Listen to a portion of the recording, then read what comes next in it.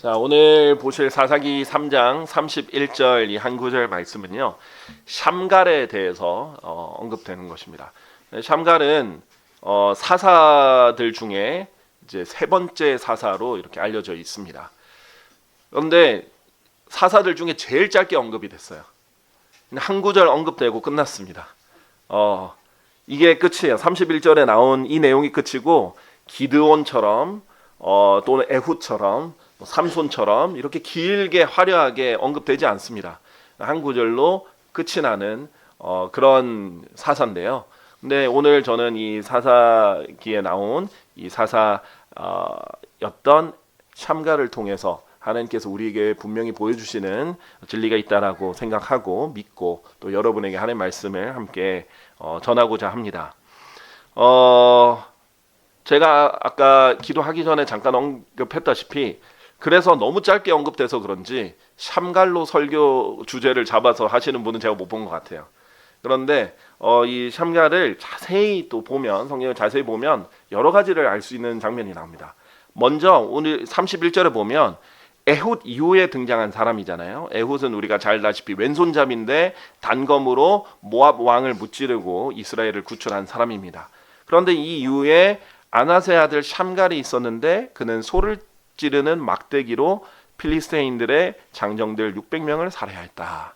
독특한 부분이 이제 소를 찌르는 막대기로 승리했다라는 것도 이제 독특한 장면이고요. 그리고 이제 필리스타인들로부터 이스라엘을 구출한 사람인데, 그래야 그도 이스라엘을 구출하였더라, 이렇게 짧게 나와 있습니다.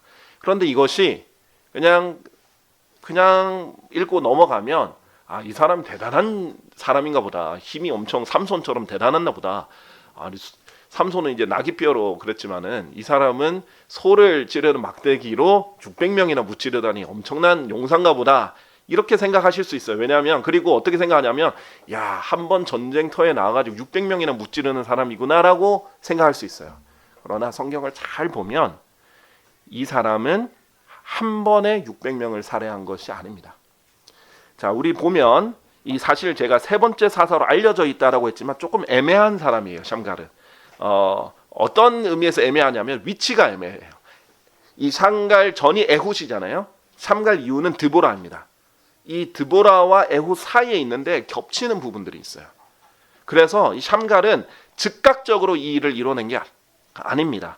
자, 보시면 사사기 3장 우리 31절 30절 보시면 이제 에훗이 등장하죠. 그래서 에훗이 모압으로부터 구출했다. 자, 그러면 바로 뒷구절이 뭐예요? 4장으로 넘어가죠. 3장 31절이 3장의 마지막 절이니까 4장 1절에는 에훗이 죽자 이스라엘 자녀들이 다시 주의 목전에 악을 행하였더라. 그런데 샴갈이 죽자가 아니라 에훗이 죽자예요. 마치 샴갈이 없었던 사람인 것처럼. 샴갈 전에 에훗이고 에훗 뒤에 샴갈인데, 샴갈이 죽자 이제 다시 이스라엘이 악을 행해서 이런 일이 일어난 게 아니라 샴갈이 마치 없었던 사람처럼 에훗 뒤를 언급하고 있습니다. 그러면서 4절을 보면 누가 등장하냐면 드보라가 등장합니다. 그녀가 그때 이스라엘을 재판하였더라, 이렇게 나와요. 자, 세 번째로 이제 볼 장면이 사사기 5장이에요. 5장 6절에서 7절에 보면 샴갈의 이름이 한 번 더 언급되는 부분이 있어요. 그러니까 샴갈은 그 업적은 한 절로 딱 설명이 되고 끝나는데, 샴갈의 이름은 두 번 등장하거든요. 바로 여기서 등장해요. 사사기 5장 6절 7절인데요. 아나세 아들 샴갈의 날들과, 지금 드보라가 노래하면서 지금 말하는 말이에요. 아나세 아들 샴갈의 날들과 야엘의 날들에 대로들이 텅 비어 있었고 여행자들이 샛길들로 걸어 다녔나이다. 촌락들의 거주자들이 그쳤으며 그들이 이스라엘 안에서 그쳤으니 나 드보라가 일어날 때까지, 내가 이스라엘 안에서 한 어머니로 일어날 때까지 그리하였도다, 이렇게 했어요. 그러니까 무슨 말이냐면, 드보라가 일어날 때까지는 샴갈의 날들에도 이스라엘 사람들이 압제를 당하고 있어서 대로들이 텅 비어 있고 샛길들로 몰래 돌아다니고 그 다음에 거주자들도 그치는 그런 일들이 있었다라는 걸 말해주는 거 있는 거예요. 자, 그러고 보면 사사기 4장 3절에 뭐라고 나와 있냐면요, 1절, 2절, 3절을 함께하는 문맥인데, 1절에 보면 에훗이 죽자 이스라엘 자녀들이 다시 주의 목전에 악을 행하잖아요. 그러니까 2절에 하나님께서 가나안 왕 야빈의 손안에 그들을 파셨다라고 돼 있어요. 그래서 이 가나안 왕 야빈이 압제를 하면서 통치하는 장면이 나오고 3절에 보면 이에 이스라엘 자녀들이 주께 부르짖었더니 이는 그가 900대의 철병거들을 보유하였기 때문이라. 그리고 그는 20년 동안 이스라엘 자녀들을 강력하게 압제하였더라 라고 됩니다. 그러고 나서 4절에 드보라가 등장하는 거예요.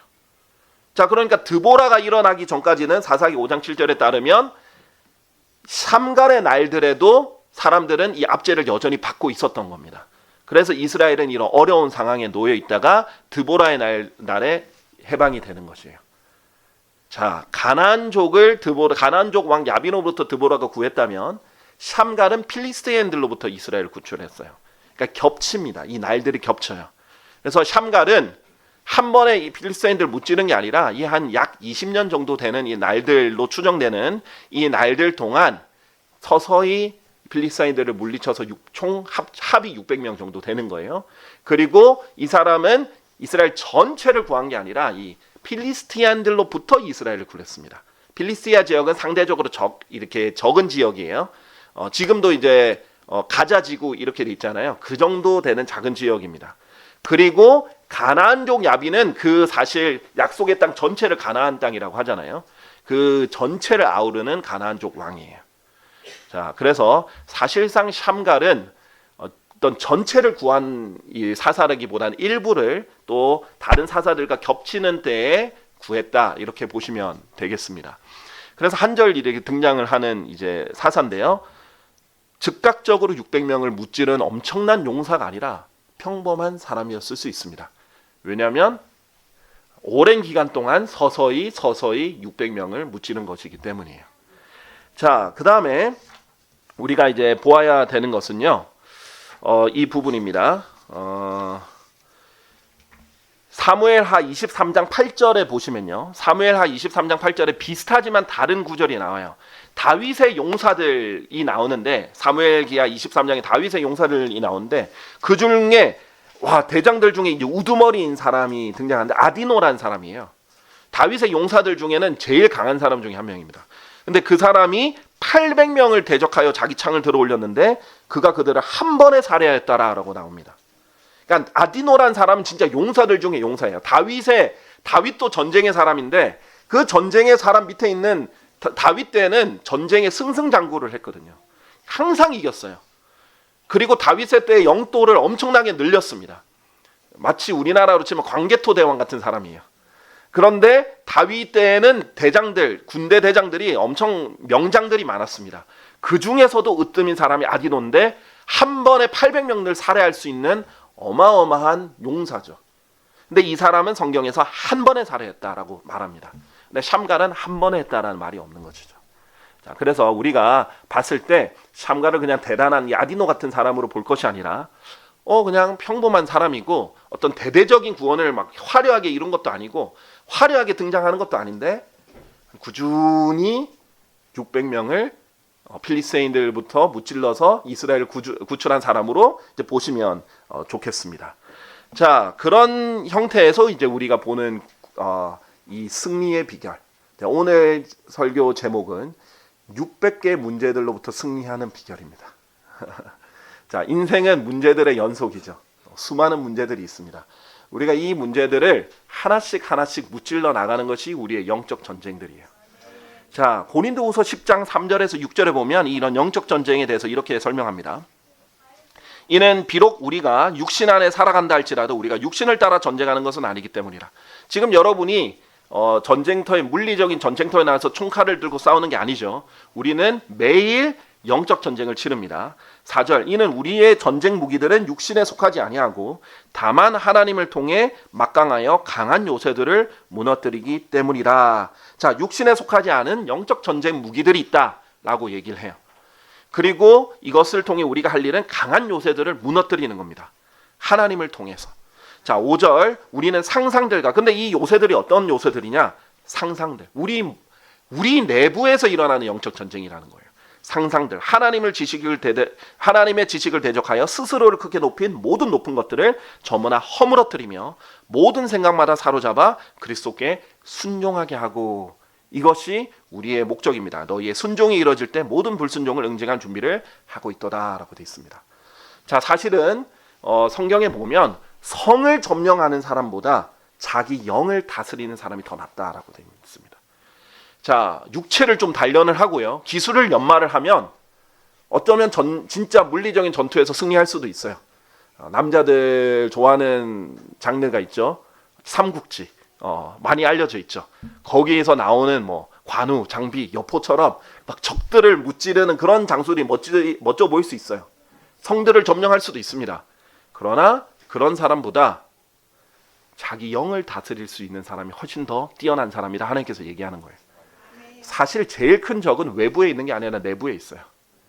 우리 육신이 우리에게 가장 큰 적입니다. 그래서 그리스도인의 3대 대적, 사탄이 있고 세상이 있지만 다 외부예요. 우리 안에 적과의 동침이죠. 항상 존재하는 우리의 적은 육신입니다. 성경에서 이 사람을 옛사람이라고도 하고 겉사람이라고 하는, 우리 죄가 가득한, 죄를 가지고 태어난 옛사람 육신이 우리가 구원받았을 때 다시 태어나면서 새 사람인 영이 다시 태어나면서 이 새 사람이 우리의 진짜 나다라는 거예요. 그런데 옛날에 이게 나였기 때문에 자꾸 이게 나로 착각하는 거예요. 새 사람은 죄를 짓지 않거든요. 요한일서에 보면 하나님께로부터 태어난 자는 누구나 죄를 짓지 않는다 그랬어요. 우리는 육신으로 태어난 건 부모로부터 태어난 거예요. 하나님 생명은 주셨지만, 그러나 영으로 태어나신 사람은 하나님으로부터 직접 태어났어요. 이 사람이 우리의 본질이고, 이 영적인 영의 사람은 절대 죄를 짓지 않습니다. 무슨 말이냐면 생각이 항상 하나님 중심적이에요. 하늘을 생각하고 영적인 것들 생각하고, 누군가 구원받는 것을 기뻐하고, 하나님과 교제하는 것을 기뻐하고, 누군가 시기하지도 않고, 험담하지도 않고, 감사가 넘치고 찬양을 하고 싶어하는 그런 본능과 본성을 가지고 있는, 하나님께 속한 본성을 공유하고 있는 새 사람이 있는데, 이 옛사람이 뭐예요? 옛사람은 죄만 지어요. 자꾸 죄로 끌고 가는 거예요. 그런데 이 습관이 계속 남아있고, 이때 내가 나라고 자꾸 착각하는 거예요. 죽었는데 하나님께서 우리가 구원받을 때 이 옛사람은 예수 그리스도와 함께 죽었다라고 얘기를 해요. 그런데 우리는 다시 새 사람으로 살려줬는데 자꾸 옛사람이 좀비처럼 나는 안 죽었어 이렇게 얘기를 하면 속아버리는 거예요. 내가 원하는 게 아니에요. 옛사람이 원하는 거예요. 진짜 새 사람인 내가 원하는 건 따로 있어요. 그런데 옛사람이 원한다고 자꾸 칭얼대요. 나 이거 하고 싶어, 이거 원해, 이거 줘, 이거 해. 그러면 이건 줄 알고 굴복해버리면 안 되는 거예요. 자, 이런 전쟁이 치열하게 매일 매순간 내 안에서 일어나는데, 이것이 우리에게 중요한 영적 전쟁인데, 이 영적 전쟁의 무기는 아주 단순합니다.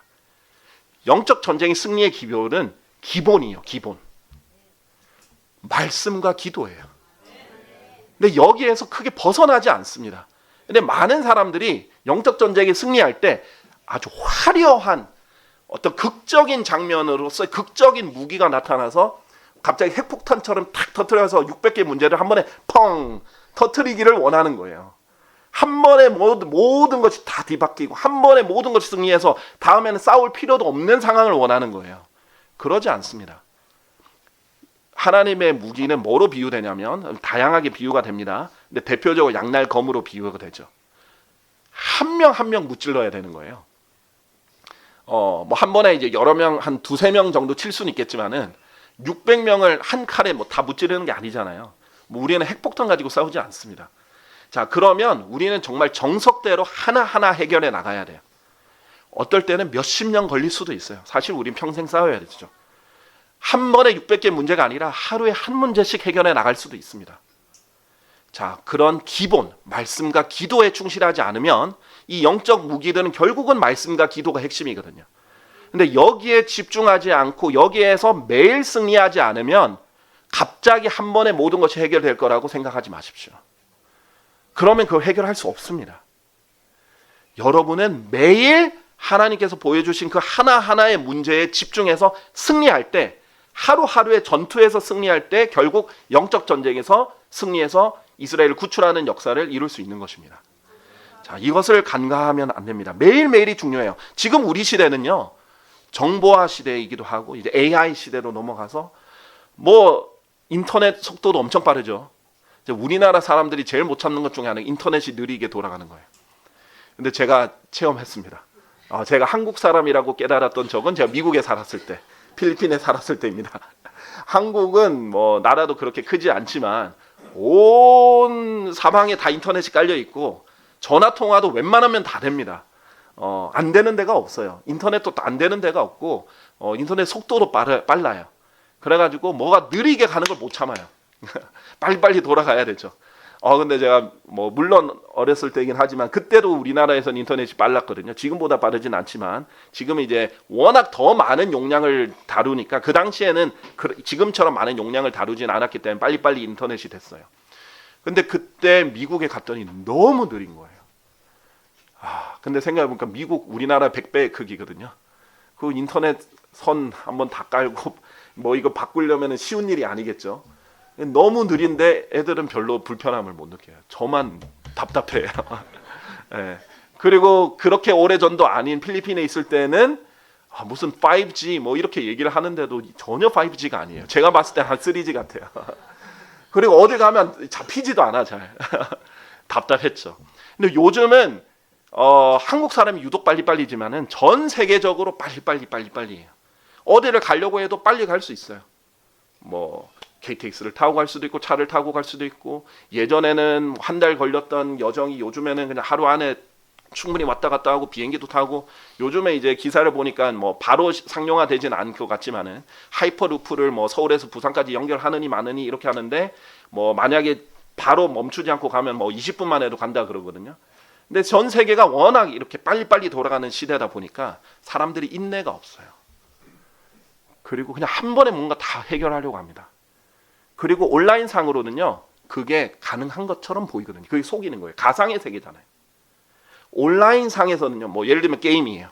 온라인 상에서는요, 자기가 열심히 노력하고 훈련하고 그렇게 안 해도 땡땡땡땡 하면 레벨 올라가고 땡땡땡땡 하면은 뭐 능력치가 올라가고 금방 하고 금방 뭐 도시를 점령하고 금방 뭐를 해결하고 그렇게 되잖아요. 죽으면 다시 리셋하면 되고 그런 식으로 속이는 거죠.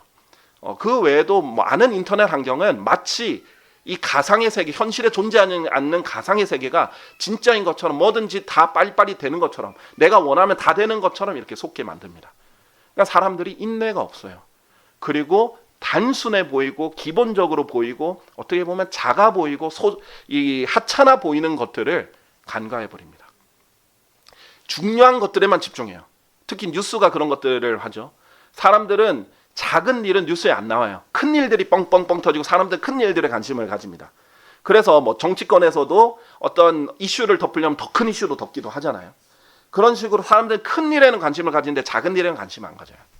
그러니까 사람들 참 웃긴 게 지금 당장 나에게 주어진 문제 해결하는 게 더 중요한데 그래서 그거를 극복하고 내가 성장하는 게 중요해요. 그리스도인들에게는 지금 오늘 하나님과 교제를 하는 것이 중요하고 지금 오늘 하나님 말씀 나에게 주어진 말씀을 읽는 것이 중요하고 지금 당장 하나님과의 교제가 중요하고 지금 내 문제를 하나님께 기도를 아뢰고 기도응답 받는 것이 중요한데 사람들은 어디에 싱크홀이 터졌다. 어떻게 하냐. 땅 꺼지면 어떡해. 뭐 비행기 사고가 나서 어떡해. 뭐 배가 사고 나서 몇백 명이 죽었고 뭐 어디에 다른 나라에서 뭐 갑자기 화산이 터졌고 어떡하냐. 그런 문제들은 뭐 관심을 가지고 뭐 이슈를 끌잖아요. 그런 것을 보고 어떡하냐 걱정하고 걱정해 주는 거죠. 그런데 사실 저희에겐 전혀 중요하지 않은 거죠. 쉽게 말해서 땅이 언제 꺼질지 어떻게 알아요? 그 사람들 알고 싱크홀이 터질 줄 알고 갔겠어요? 얼마 전에 오토바이가 가다가 싱크홀 꺼져가지고 죽었잖아요. 그걸 어떻게 대비하냐고요, 우리가. 걱정해서 해결될 문제가 아니잖아요. 그래서 일례로 학자가 그러잖아요. 정말 우리가 하는 걱정들의 대부분은 90% 이상은 해결할 수 없는 문제를 걱정한다. 우리가 남의 나라에서 화산이 터지든 지진이 터지든 우리가 그걸 왜 걱정을 하는 거예요? 심지어 뭐 우리나라에서 했어도 그걸 우리가 컨트롤을 어떻게 해요? 그렇죠? 우리가 지금 직면한 진짜 중요한 문제는 사소해 보이지만 우리에게 일어난 문제예요. 내 안에서 일어나는 내 상상들로부터 나오는 내 생각들로부터 나오는 내 안에서 일어나는 죄가 우리를 잠식해 나가려고 하고 하나님을 섬기지 못하게 하려는 그 속임수들을 빨리 포착해서 하나님의 말씀으로 굴복시키고 승리를 해 나가는 게 훨씬 더 큰 문제예요. 여기서 내가 승리를 하면 한 사람이라도 더 구할 수 있습니다. 내가 영적으로 잘 성장하면 한 사람이라도 더 선한 열매들로 도움을 줄 수 있어요. 그게 실질적으로 내가 할 수 있는 일입니다. 하나님이 나한테 주신 일, 어떻게 보면 사소해 보일 수도 있어요. 집안일을 하시는 이 가정주부의 경우에는 하나님께서 가정에서 빨래 열심히 하고 청소 열심히 하고 가정을 지키는 것을 뭐 중요한 임무로 주셨을 수 있습니다. 그러면 그건 주님을 섬기는 거예요. 근데 그것을 하찮게 여길 필요가 없습니다. 어차피 하나님께서는 그런 것들도 다 이해를 하셔서 보상을 주시거든요. 절대 그 일이 하려하지 않다고 보상을 안 주시는 분이 아닙니다. 하려한 일을 하는 사람도 있고 안 하는 사람도 있어요. 근데 중요한 것은 내게 주신 달란트가 5달란트든 1달란트든 내게 맡겨진 일이 큰 일이든 작은 일이든 화려한 일이든 뭐 보이지 않는 일이든 그것을 열심히 하느냐가 더 중요하다는 겁니다.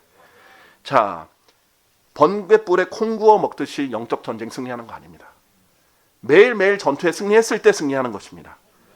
자, 날마다 예수님께서는 자기 십자가를 지고 자기를 부인하고 나를 따르라 그랬어요. 그걸 잘해야 승리하는 겁니다. 자기를 부인하지도 않고 자기 십자가, 자기가 죽어야 되는 거거든요. 십자가는 사형도구이기 때문에. 그래서 바울은 난 매일 죽노라 그러잖아요. 매일 죽는 그거부터 승리해야 되죠. 자기를 죽이는 것부터 매일 승리해야 됩니다. 매일 자기가 예수님과 함께 십자가에 못 박혀야 돼요. 거기서부터 승리가 시작되는데 다른 사람, 다른 이슈들 신경 쓰지 말고 여기에 집중을 해야 되는 거죠. 자, 그뿐만 아니라 매일 우리는 우리 안에 새로운 영적인 속사람은 매일 새로워져야 되고요. 또 매일 변화돼야 돼요. 여기에 소홀히 하면 안 돼요. 여기에 초점을 맞추십시오. 그러면 하나님께서는 결과적으로 봤을 때 이 샴가리 성경에 기록됐듯이 하늘에 이 사람은 이렇게 매일 해서 이런 승리를 이루었다라는 기록이 남겨질 수 있습니다. 그러면 그리스도의 심판석에서 여러분 칭찬받을 수 있어요. 오히려 너무 화려해 보이는 임무는요 부담스러워요. 저도 사실은 때때로 오늘 주일엔 내가 성도가 돼서 한번 설교를 듣고 싶다. 좀 강력한 설교를 들어서 나도 아멘 열심히 하면서 이렇게 정말 마음 편하게 설교를 듣고 이렇게 하고 싶은데 앞에 나와서 하는 게 부담될 때도 있습니다. 또 책임감도 더 들고 부담도 더 있죠. 영적인 부담감도 있습니다. 자, 그런데 그렇게 매일매일 주어진 일을 할 때 그 기쁨을 항상 하나님 앞에서 누리시길 바랍니다. 감사 돌리시고 기뻐하시고 또 그 안에서 만족을 얻으시고 또 하나님 앞에 책망받을 것이 없는지 매일매일 자기를 돌아보시고 검사하십시오. 그때 하나님께서는 장기적으로 승리를 주실 거예요. 자, 한 명의 사람도 못 무찌르는데 갑자기 600명 무찌르는 거 아니에요. 지금 제일 약한 병사도 못 무찌르는데 갑자기 거인을 무찌르는 거 아니에요. 자, 오늘 두 번째로 여러분에게 중요한 것이 바로 이거예요. 이 사소한 것들을 간구하면 안 되는데요. 사실 소를 찌르는 막대기는 얼마나 초월합니까? 남자들 로망이 있죠. 검에 대한 로망이 있을 겁니다. 저도 그랬어요. 저는 뭐 총에 대해서 요즘 이제 사람들 총에 대해서 로망이 있는 사람들도 있을 거예요. 무기들에 대해서 남자들은 자세히 아는 사람들도 있으니까. 근데 저는 항상 총보다는 칼에 더 매료가 됐던 사람입니다. 옛날에 그 전쟁 무기들이 참 그렇게 매료가 되더라고요. 그런데 저는 만약에 싸운다면 아주 멋진 양날 검으로 싸우고 싶어요. 하나님의 무기들이 다양하게 표현되잖아요. 저는 그중에 제일 멋진 게 양날검 같아요. 히브리서 4장 12절에 어떤 칼보다도 예리한 양날검. 근데 이 양날검은 대검 이렇게 장검이거든요. 이렇게 긴 검을 한 번에 잘 휘두르는 사람이 없어요. 제가 어렸을 때 검도를 했거든요. 검도를 하면 처음에는 죽도로 시작해야 돼요. 그러다가 목도를 다룹니다. 그러다가 진검을 다루는 거예요. 처음부터 진검 못 다룹니다. 자, 그런 식으로 이렇게 다르게 나와야 되는데 오늘 이 소를 찌르는 막대기로 사실 하나님의 말씀의 예표예요. 멋진 양날검만 하나님의 말씀의 예표가 아니에요. 전도서 12장 10절 11절 보면요. 선포자는 받아들일 수 있을 만한 말들을 찾아내느라 애를 썼도다. 이 선포자가 누구예요? 솔로몬이죠. 전도서를 쓴 솔로몬. 그런즉 여기에 기록되었던 것은 올바른 것이었으니 곧 진리의 말씀들이라. 자, 선포자가 쓴 이 전도서가 진리의 말씀들이다 이 말이에요. 11절 지혜로운 자들의 말들은 찌르는 막대기를 갖고. 지폐들의 스승들에 의하여 고정된 못들 같으니 이것들은 한 목자로부터 주어지는 것들이라. 우리의 목자이신 예수 그리스도로부터 주어지는 지혜의 말씀들이 찌르는 막대기들 같고 그 다음에 못들 같다 이렇게 얘기를 합니다. 자, 그만큼 하나님의 말씀에는 다양한 역할들이 있어요. 양날검은요, 베는 게 목적이에요. 이 찌르는 막대기는 찌르는 게 목적이죠. 못은 박아두는 게 목적입니다. 또 하나님의 말씀은 망치로도 되는데 깨부수는 게 목적이에요. 그러니까 하나님의 말씀은 다양한 무기들로 표현될 수 있습니다. 그런데 양날검보다는 소 찌르는 막대기가 좀 초라해 보이겠죠. 저도 싸우라고 하면 양날검으로 멋지게 싸우고 싶습니다. 근데 소 찌르는 막대기가 아무리 초라해 보여도 이 왜 샴갈이 소 찌르는 막대기로 물리쳤을까요? 그게 자기가 매일 쓰는 무기거든요. 매일 쓰는 거예요. 자, 다윗도 뭐로 싸웠습니까? 무림매로 싸웠잖아요. 왜? 자기가 양 지킬 때 그걸로 싸웠거든요. 그러니까 중요한 것은요, 화려해 보이느냐 아니냐가 아니에요. 여러분이 영적 전쟁할 때 이렇게 착각하시는 분들이 있어요. 엄청 멋진 구절로 화려하게 영적 전쟁을 내가 승리해야겠다. 내가 이 말씀, 이렇게 멋진 말씀으로 내가 승리를 해야지. 그런 거 아닙니다. 여러분 기본이 되는 그 말씀들로 매일 승리를 이루는 거예요. 그의 아들 예수 그리스도의 피가 우리를 모든 죄에서 깨끗하게 하시느니라. 여기에서 예수 그리스도의 피로 매일 죄들로부터 승리를 하는 거예요. 그걸로 자백을 하는 거예요. 뭐 어떤 색다른 멋진 구절이 번개같이 나타나서 여러분이 승리를 이루는 게 아니에요. 여러분이 제일 잘 아는 구절들로도 승리할 수 있어요. 자주 쓰는 구절, 기본이 되는 구절들, 그 구절들로 여러분이 승리할 수 있습니다. 그런 걸 절대 소홀히 여기면 안 돼요. 성경에서는 누가 작은 것들의 날들을 소홀히 여기느냐, 하찮게 여기느냐, 업신 여기느냐 이렇게 얘기하면서 뭐래요? 결국은 포도원을 망치는 것은 솔로몬의 아가에 따르면 작은 여우들이라고 했어요. 갑자기 거인이 나타나서 우리 포도원을 망치는 게 아니에요. 그 작은 여우들 못 막아서, 이 작은 틈을 못 막아서 망치는 거예요. 그때 적절한 말씀들, 우리가 알고 있고 외웠던 말씀들, 우리가 자주 활용하는 말씀들, 그것들로 우리는 승리하는 것입니다. 자, 히브리서 5장 12절에서 14절에 보면 이렇게 말씀해요. 이는 시간상 너희가 마땅히 선생들이 되어야 할 때인데 하나님의 신탁의 말씀들의 기본 원칙들을 누군가 너희에게 다시 가르칠 필요가 있기 때문이라. 시간이 지난 걸로 따지면은 선생들이 되어야 되는 사람들인데 아직도 이 기본 원칙들을 다시 배워야 되고 누가 가르쳐줘야 되는 성장이 안 이루어진 사람들을 책망하는 겁니다.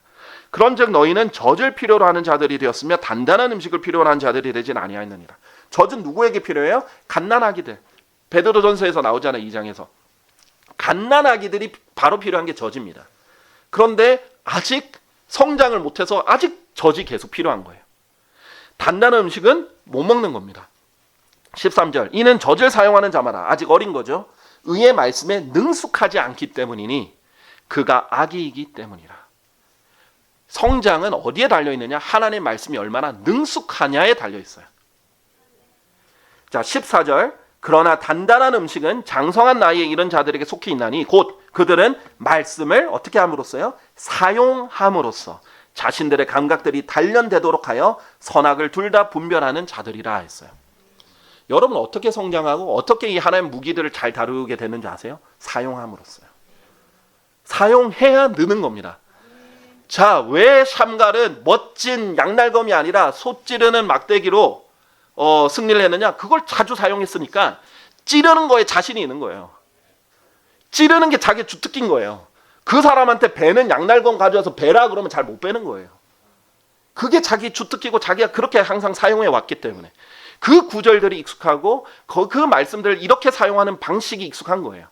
자, 그렇게 하면 감각들이 계속 되어 나가요. 우리는 어떻게 해서 훌륭한 군인들이 돼요? 하나님께서 우리에게 그리스도의 훌륭한 군인들이 되라고 말씀하셨잖아요.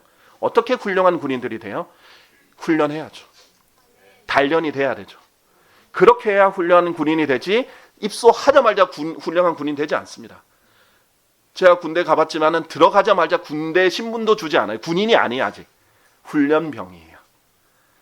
훈련병을 졸업해야 그때부터 군인인데 그것도 2등병밖에 안 됩니다. 이제 병장 정도 돼야 자기 주특기에 있어서 숙련이 돼 있는 사람이 되는 거죠. 자, 그런데 갑자기 주특기를 바꿔요. 병장인데 내가 이 주특기에 있어서는, 제가 이제 포병이었거든요. 이 주특기에 있어서는 155mm 견인포에 있어서는 몇 초 만에 이렇게 딱 방열을 할 수 있다 이거예요. 그런데 제가 갑자기 다른 주특기 받아서 병장인데 가면은 이등병보다 못한 거예요.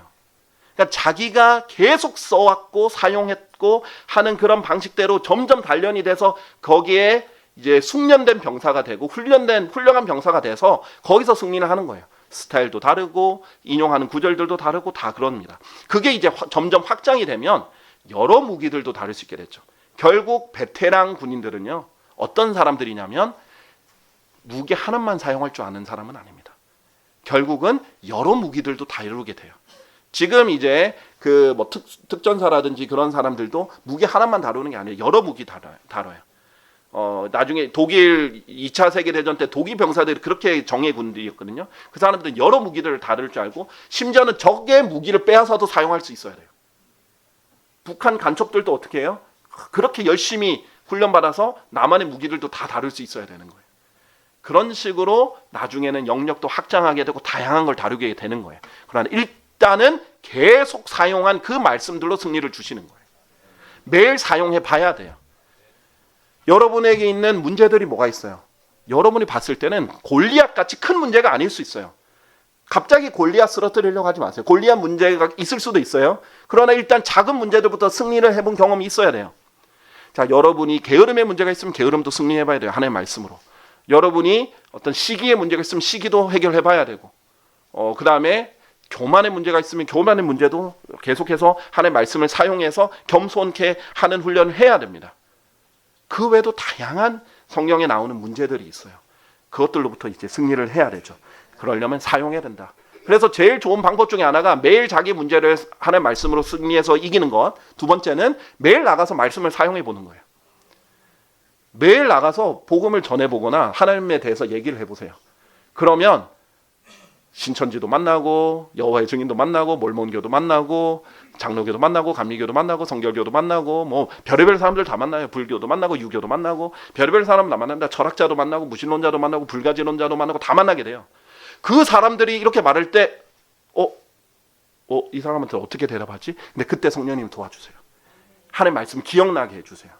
와, 내가 준비한 것도 아닌데 내가 이렇게 대처하리라 생각도 못했네. 하나님께서 그 말씀을 생각나게 해주세요. 만약에 그때 워낙 성경을 좀 친숙하지 않아서 그때 못 깨달았더라도 집에 가면 내가 왜 저 사람한테 대답을 못했을까? 집에 가서 또 성경을 찾다 보면 알려주시기도 하고 또 나중에 떠오르게 해주세요. 자, 그렇게 해서 쌓여나가고 자기만의 전술집이 나오는 겁니다. 그렇게 해야 더 성장하고 단단한 음식도 먹을 수 있게 되는 겁니다.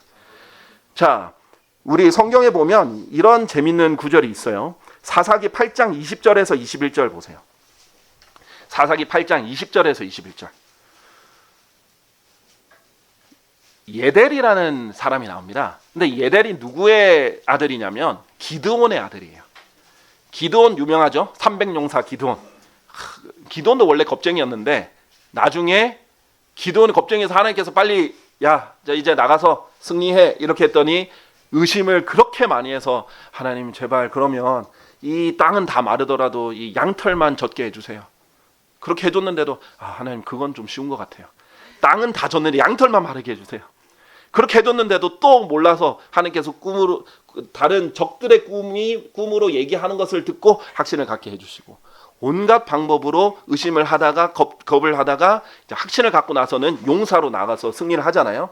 그런데 이제 이때 두 왕을 붙잡습니다. 제바와 잘문나라는 왕을 붙잡는데 자기 아들에게 이제 훈련을 시켜주고 싶었던 것 같아요.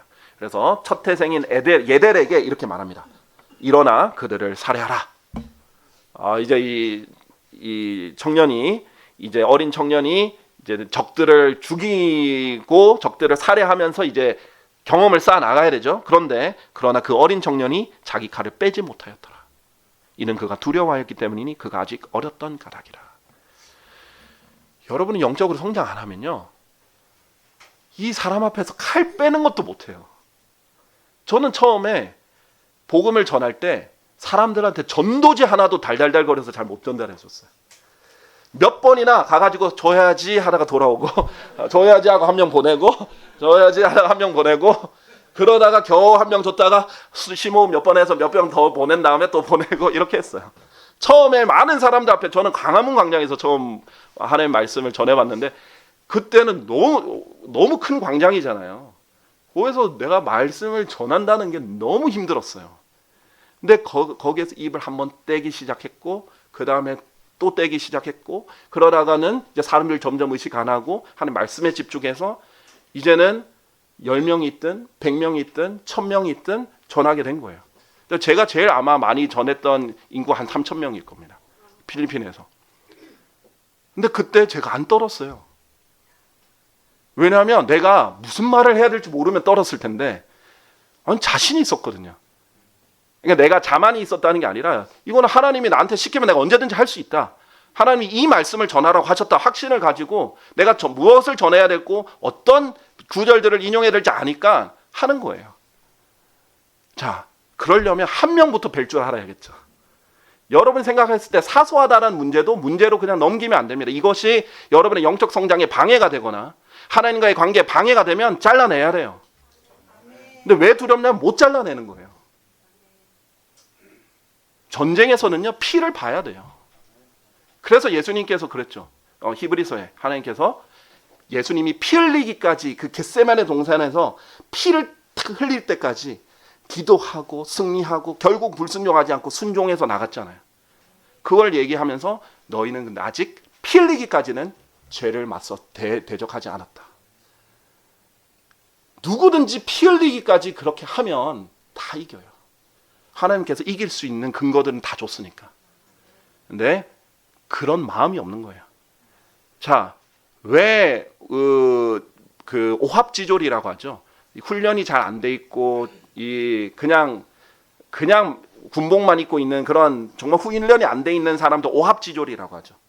그런 오합지졸들이 쓰러지는 걸 추풍낙엽 쓰러지듯이 쓰러진다라고 합니다. 그리고 그 사람들은 10,000명이 있어도 겁먹으면 다 도망가 버려요. 그럼 뒤에서 그냥 살해당하는 겁니다. 그냥 사륙이 시작되는 거예요. 근데 정예병과 훈련이 안 된 그런 오합지졸의 차이가 뭐냐면 훈련을 죽이는 훈련을 안 해본 거예요. 자, 총 쏘는 훈련을 안 해본 병사가 총을 쏠 수 있겠어요? 전쟁터에서? 그래도 대한민국 군이라면 총은 치사병이라도 총은 다 쏩니다. 일정 기간 동안 계속 총을 쏴봐요. 처음에는요 다들 훈련병 때 총 쏠 땐 기겁을 해요. 총 쏘는 소리가 너무 크거든요. 그 반동도 너무 커요. 이걸 제대로 견착 안 하면 여기에 맞아가지고 멍이 들 정도예요. 그런데 이 총이 너무 큰 소리로 나아가는데 탁 뚫리는 거예요. 그래서 어떤 사람은 그냥 멍하게 돼가지고 교관님 아니 지금 총알이 들어가 있는데 이렇게 돌면은 이제 위험한 거잖아요. 그래서 그때는 구타가 허용이 됩니다. 법적으로 군법에서 적용이 돼요. 총을 쏘는데 정신 안 차리고 이것을 다른 사람에게 겨누거나 이렇게 정신 안 차리면 그때는 구타가 허용이 돼요. 그런데 그걸 한 번은 그렇지만 이제 계속 20발도 쏴보고 또 그 다음에도 쏘보고 이제는 더 정확하게 맞추겠다 생각하는 거죠. 그냥 쏘는 게 아니라. 그리고 더 빨리 더 정확하게 더 견고하게 이런 훈련을 하는 거죠. 그래야 나중에 전쟁터에서 포탄이 터지고 옆에서 사람들이 피 흘리고 비명을 질러도 쏠 수 있잖아요. 그런데 사람 죽이는 거 쉬운 게 아니에요. 그렇죠? 총으로 쏘는 것도 쉬운 일이 아닌데 칼로 죽이는 거 쉬운 게 아니죠. 그러려면 어때야 돼요? 전의에 불타야 됩니다. 우리나라뿐만 아니라 전 세계 역사적으로 보면 전쟁에 있어서 가장 중요한 것 중에 하나가 사기예요. 특히 우리나라는 어떤 전쟁에 강했는 줄 아세요? 우리나라가 침략당했을 때. 침략당하기 전에는 전쟁에서 잘 져요. 근데 그리고 우리나라에 위기가 왔을 때, 위기가 오기 전에는 잘 지다가 위기가 오면 희한한 힘을 발휘합니다. 그때는 여자들도 행주 대첩이라고 하죠. 여자들도 나와가지고 돌로 사람들 쳐서 죽이고 던지고 이렇게 하고요. 막 의병들도 일어나서 죽이고 그러잖아요. 왜? 그 적군이 우리 가족을 죽였거든요. 그 적군이 우리 고향 사람들 다 죽였고 마을을 불태웠고 우리 재산을 불태웠고 무서운 게 아니라 반드시 이겨야겠다밖에 생각이 안 나는 거예요. 그래야 승리하는 거예요. 여러분이 죄를 보고 아유 귀엽다. 아 내가 조금만 더 이 죄를 짓다가 좀 죄와 즐겁게 조금만 더 놀고 싶네. 이러면 어떻게 배워내겠습니까? 어떻게 잘라내겠어요? 이거 빨리 해결해야 되는 하나님 눈에는 어마어마하게 추악하고 치명적인 독소인데 그걸 가지고 놀고 있으면서 귀엽다 생각하고 좋다 생각하고 이게 나에게 소중하다고 생각하면 어떻게 잘라내겠어요? 이 죄 때문에 예수님이 죽으셨구나. 이 죄 때문에 내가 지금까지 하나님께 헌신할 시간들 다 날려버렸구나.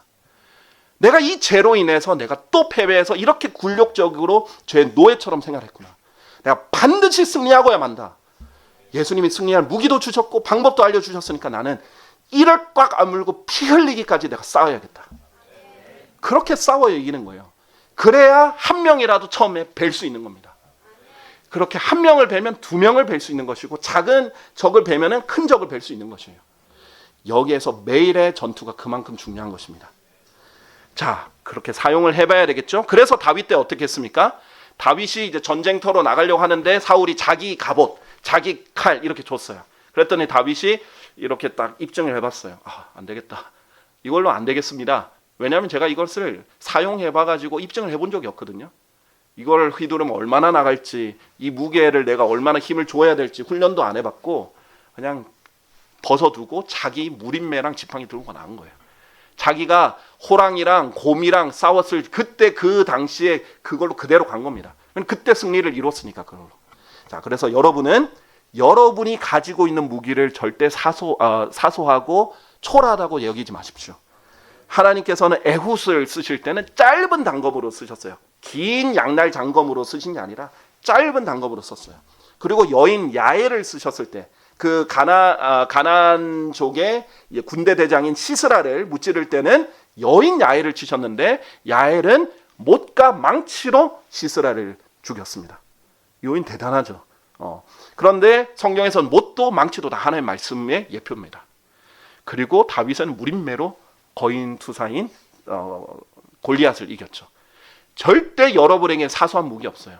여러분에게 주어진 무기는 적을 무찌를 수 있고 죄를 무찌를 수 있고 사탄을 무찌를 수 있는 무기입니다. 여러분 그 무기에 대한 확신도 꼭 가지시길 바랍니다. 자, 결론을 맺겠습니다. 사사기 3장 31절로 돌아와서요.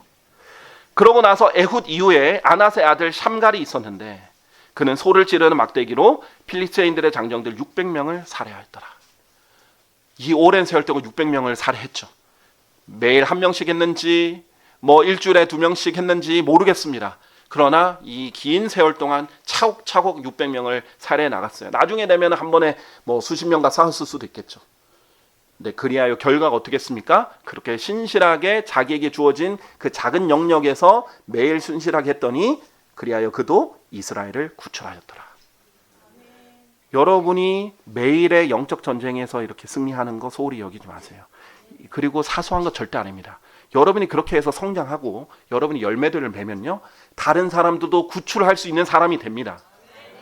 여러분 옆에서 힘들어하고 영적으로 정말 피폐해져 있는 사람, 그 다음에 쓰러져 있는 사람, 타락한 사람, 힘겨워하는 사람, 약한 무릎을 가진 사람 이렇게 세울 수 있어요. 함께 싸우자 할 수 있어요. 내 뒤에 붙어 나랑 같이 싸우자 이렇게 할 수도 있습니다. 그런 사람이 될 수 있고요. 그뿐만 아니라 더 많은 잃어버린 혼들을 예수 그리스도께로 쟁취해 올 수 있습니다. 여러분이 쟁취라는 말이에요. 승리해서 데려오는 것을 말하는 거예요. 그래서 그런 식으로 영적 전쟁에 나와서 더 많은 혼들을 예수 그리스도께로 인도해 올 수 있습니다. 그러면 어쩌면 그도 이스라엘을 구출하였더라가 여러분에겐 다르게 하늘에 기록될 수도 있습니다. 아무개도 윤경원도 마포구의 사람들을 구령하였더라. 그도 의정부 사람들을 구령하였더라. 그도 강남의 사람들을 구출하였더라. 천안의 사람들을 구출하였더라. 청주, 부평, 평택 이런 곳곳의 사람들을 구출하였더라. 그렇게 될 수 있는 것입니다. 그 평가는 하나님께서 최종적으로 하시겠죠. 설령 여러분이 화려하게 사람들 앞에 드러나지 않게 했다 할지라도 하나님께서는 반드시 기억하고 기록해 주실 것입니다. 그래서 그리스도의 심판석 때는 이 사람은 별로 안 섬긴 줄 알았는데 신실하게 이렇게 섬겨서 하나님께 열매를 냈구나. 그때 모든 것이 결판나는 거예요. 이 사람 정말 화려하게 한 줄 알았는데 정말 빈깡통이었구나. 그런 사람도 나올 수 있어요. 그때 마지막에 웃는 자가 진정한 승자입니다. 항상 하나님은 마지막에 웃으시거든요. 여러분도 그렇게 마지막에 승자가 되시길 바랍니다. 우리 다 같이 일어나셔서요. 찬송가 57장 너 근심 걱정 말아라. 이 찬송 부르시면서 하나님께 영광을 돌릴 텐데요. 찬송을 부르기 전에 반주자께서 찬송가 57장 반주하실 때 오늘 하나님의 말씀을 듣고 반응하는 시간이 되시기를 바랍니다. 결코 이 하나님 말씀을 듣고 잊어버리는 사람이 되지 않고 이 하나님 말씀을 소중히 여기고 반응하고 마음에 새기고 깊이 뿌리 내리게 하고 실행해서 인내로 실행해서 하나님께 열매를 가져다 드리는 그리스도인들 되시길 바랍니다.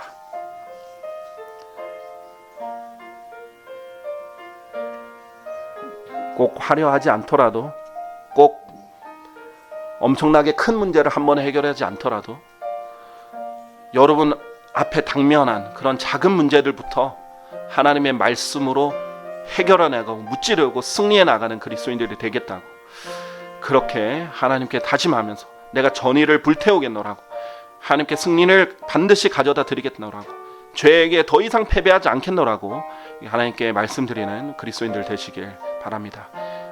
하나님께 기도할 시간 드리겠습니다. 기도하시길 바랍니다. 기도하겠습니다. 사랑하는 주 하나님 아버지 감사합니다. 주님께서 날마다 저희에게 베풀어 주시는 은혜에 감사드립니다.